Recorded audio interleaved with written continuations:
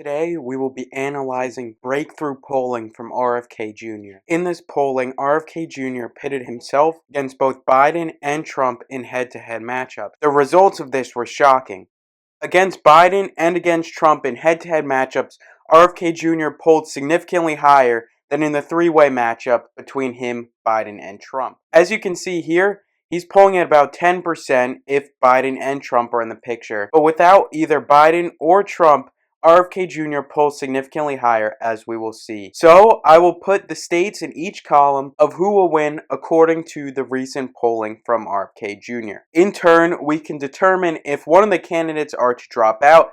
Does RFK Jr. actually have a chance at winning in that head-to-head matchup? So, let's get on with the prediction. So let's start in alphabetical order. By the way, this is RFK Jr. versus Donald Trump. If you like this video, I'll do RFK versus Biden next. So first, we have RFK losing to Donald Trump safely in the state of Alabama. So Trump is leading 9-0. Then in the state of Alaska, which is a pretty independent state, having elected an independent governor before, and having Lisa Murkowski actually win a Senate campaign as a write-in candidate. Here, RFK Jr., however, still loses Trump by about 6 points, making it not a safe state, but still pretty solidly for Trump. Next, we have the state of Arizona, which is actually a swing state in this election. RFK Jr. loses yet again by about 7 points. So Trump is now winning 23-0. RFK Jr. needs some states in his column to make a comeback. Will he have it with Arkansas? No. But surprisingly, even though Arkansas is safely Republican, it does only go to Trump by +3 in this matchup with RFK Jr. Maybe people don't see RFK Jr. as a Democratic candidate, even though he is a Kennedy and he was a candidate for the Democratic Party before Biden beat him in the nomination. But now we have California, and by the way, RFK Jr. dropped out, but he dropped out because he knew he was going to lose the nomination. And here, California hates Donald Trump, and as such, will vote for Kennedy by +13, which makes sense. And RFK Jr. already is up by 26 electoral votes just from getting that one state. Can he continue this momentum? Well, we'll see with the state of Colorado, where he is up by +12. This previous swing state, now not much of a swing state, going to RFK Jr. And now he's trouncing Donald Trump with 64 votes. Will he get the state of Connecticut, a safely Democratic state? And he will. Now he's up 71-29. RFK Jr. is pulling away with the lead right now. Will he continue with Delaware? He does, but the state that is safely Democratic only goes to Kennedy by +6. Even more interestingly, only goes to Biden, home state, by +4. But I'll analyze that in a future video. But it goes to Trump by it goes to RFK Jr. rather, by +6. So he is continuing his momentum all the way up to 74 electoral votes and will get the District of Columbia. There was no polling here, but it does go to the Democratic Party by about 80 to 90% in every election, so it will go to RFK Jr. That's just my assumption. And the state of Florida, where 30 electoral votes, a key swing state, will go to Donald Trump. Donald Trump's current home state pushes him to 59 votes to RFK Jr.'s 77. Now we have the state of Georgia, which goes to RFK Jr., the swing state, by +1. Here it says it's tied, but here it says +1. So he's probably up by like +0.9, +0.8, something like that, which isn't quite +1, but is a lead. So RFK Jr. is up in this state, but by almost nothing. But still, he is up 93-59. He has hit that magic number of 270. Will he do it? Well, he gets 4 closer with the state of Hawaii. He's almost at 100 electoral votes, which is pretty crazy for a candidate such as himself, not even endorsed by his own family, and may even get 100, will likely get 100+ electoral votes in this election. The state of Idaho is going to Donald Trump, however, pretty safely, with its 4 electoral votes. Illinois, a safely Democratic state, goes to RFK Jr., pushes him above 100.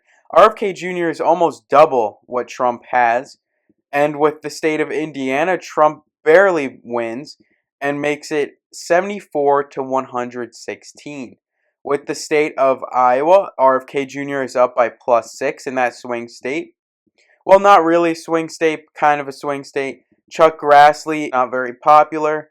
And he almost lost in his recent Senate election. But Iowa is becoming more safely Republican in presidential elections. It wasn't really a swing state back in 2020, not really in 2024, but RFK Jr. wins it in this hypothetical matchup. The state of Kansas, which voted blue in a key abortion referendum, does go to Donald Trump, maybe due to Trump's switched stance on abortion or just due to Kansas voting for Republican candidates. Doesn't go to Trump by too much, just +2, similar to Indiana. State of Kentucky, however, even though it has a Democratic governor, goes to Trump by 16, making it 88 to 122. So Trump is making a comeback, but he needs his key wins in Texas. He needs a key win in Pennsylvania to make a more significant comeback. And Louisiana, it does provide some more votes for Trump, some more cushion for him to make a comeback. With the state of Maine, I think RFK Jr. will win it. Yep, Senator Susan Collins and Angus King. Angus King, an independent, and Senator Susan Collins, a Republican but very moderate. There are no polls in Maine's second or Maine's first, so I'm just going to give one of them to RFK Jr., being Maine's first congressional district because Maine's second went to Donald Trump against Joe Biden. But there aren't really any polls on this, and that's probably because this is only 2 electoral votes. Not enough for a poll to really matter. But we'll see. Maybe the election will be tied, or maybe candidate will win by only 1 electoral vote. We'll see with the next state, which is Maryland. RFK Jr. wins by 11 in the state of Maryland, picking up some more votes. This is interesting. He's winning these states, these safely Democratic states, but also wins the state of Iowa. So that's kind of an interesting observation. RFK Jr. is performing better in what we see as the swing states so far, even though Trump won the state of Arizona. But next, state of Massachusetts, no shocker, RFK Jr. wins. Kennedy family, pretty much based in Massachusetts. But the RFK side of the family is more of a New York family, but still, Massachusetts goes to RFK Jr. The state of Michigan, a key swing state, goes to RFK Jr. by just 1 percentage point, making it another swing state. I'm actually gonna, you can see the margin, it's tilt, but I'm gonna make it lean, even though it's not lean, just to make it more visible. Because when it's tilt, it's almost is with the background, so to speak. So that makes RFK Jr. at 161 to Trump's 97. With RFK Jr. winning key swing states of Michigan and Georgia, will he win in Minnesota? Yes, he does. The safely Democratic state, which is kind of swing state at the same time, weirdly enough, goes to RFK Jr. pretty safely at 11 percentage points. The state of Mississippi goes to Donald Trump.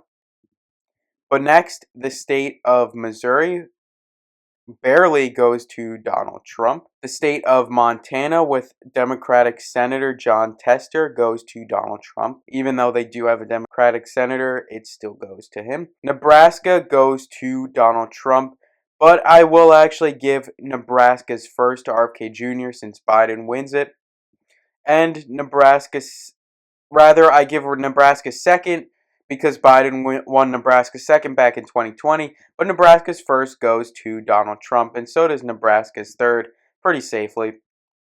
So now we have RFK Jr. at 172 to Donald Trump at 121. Donald Trump needs a comeback to win this election. Will he get it? Yes, he will start a comeback in the swing state of Nevada, getting those key 6 electoral votes. Will he continue it with New Hampshire? No, he will not. RFK Jr. wins the state of New Hampshire, bringing him 5 closer to that key 270 number that he needs to win this election. So, we'll see if Trump can bring it back with New Jersey. No, he cannot. RFK Jr. wins the state of New Jersey, even though there's been a lot of conflict with the Democratic Party in New Jersey. It will go to RFK Jr. The state of New Mexico also going to RFK Jr. Next, we have the state of New York, his home state, as well as Trump's former home state, going again to RFK Jr., bringing him to 223. This is an absolute evisceration. Can Trump bring it back with North Carolina? He'll start. He'll start with those 16 electoral votes. Can he continue? Can he continue with the state of North Dakota? Yes, he can. He gets another 3 votes. He is bringing this election back. He is showing that he is not out of this fight just yet. He is getting Ohio, Ohio's key 17 votes. are going to Donald Trump. Donald Trump will not go out without a fight. He will continue with the state of Oklahoma. So Trump brought it back. He is now down by only 53 votes. He was down by a lot more earlier. 223 to 170 right now. With the state of Oregon in play, Oregon is going to RFK Jr. Trump's comeback has been stopped for now. So we'll see if Trump can continue it with the state of Pennsylvania. Let me preface this by saying Pennsylvania, it's 19 electoral votes, maybe perhaps the most important state in this election, as well as in this hypothetical, and it goes to Donald Trump by 1 percentage point. So Donald Trump is now within striking distance of RFK Jr. Even though it seemed like RFK Jr. had an evisceration earlier. He gets Rhode Island. Rhode Island puts him back in the column, back closer to that 270 margin. Will South Carolina also help him? No, it will help Donald Trump, putting Trump almost at 200 electoral votes. Next, the state of South Dakota, home of Kristi Noem, who recently posted or wrote about in a book about her killing a puppy as well as a goat, which was pretty weird, but it goes to Donald Trump.